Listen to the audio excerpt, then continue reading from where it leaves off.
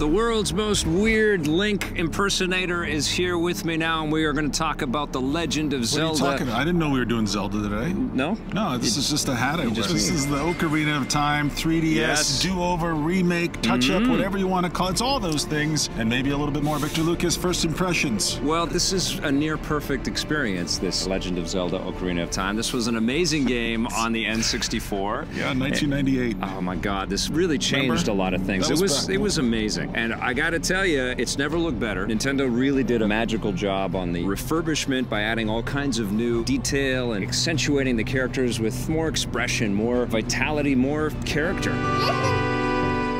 They've also tweaked the controls a little bit, so Link feels a bit more responsive using the control knob on the 3DS. It's wonderful, yeah. And they've added some new modes. There's a whole boss mode that you can unlock about halfway through the game. Then there's a mastery mode. If you go through the game a second time, you can play this new mode where the dungeons become more complex and the puzzles become more complex and enemies require a lot more damage in order to be defeated. Yeah. Nintendo knows that what they have here is a masterwork, one of the great masterworks of all time. And anybody out there who hasn't played this game, I seriously envy. It's like whenever I meet people who haven't seen The Wire. I think, man, you are in for a wild ride. This is one of the best rides you can have in video gamedom. Absolutely. But I have to say, you know, there has to be buts. This is what I do. It's almost too big of a game for a little portable machine. I do. That's part of my problem is I felt like I went back and I looked at this game again on the Virtual Console, and it felt better to see it on my big TV screen rather than looking... Rough edges and all. Rough edges and all. And 4x3, because that's how it came back. Gladly, I will take that over trying to peer at this gigantic world through these little window panes. See, I am 100% in the other direction, because even though it is... You mean the wrong direction? No, it's an epic masterpiece that is great on any screen you watch through these little screens. You know what, though? It's also a fantastic narrative to just pack around with you, like a great paperback book. But it's about and scope, jump in. I know it is. I've played this game so many times now, and I always feel like the whole game kind of stalls out for me at the same point every time I've tried to play through Ocarina, and it's always about the midpoint of the game, and then it just becomes kind of like a slog for me. It's very big. And I don't know why. It's very long.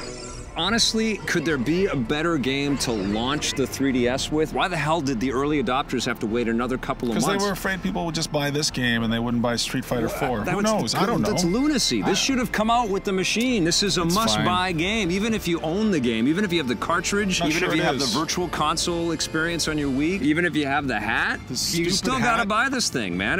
This is such a wicked experience. I don't know if I need any more copies of Ocarina. Come on, they added so much extra heart and soul and cool little touches. There was already plenty of heart and soul. This is a beautiful experience. I don't think you need the 3D is cool. The first time that you see the lens flare of the sun over top of the castle, it just looks insane. It's so gorgeous. I'm perfectly fine not having another version of Ocarina. How can you wear that hat?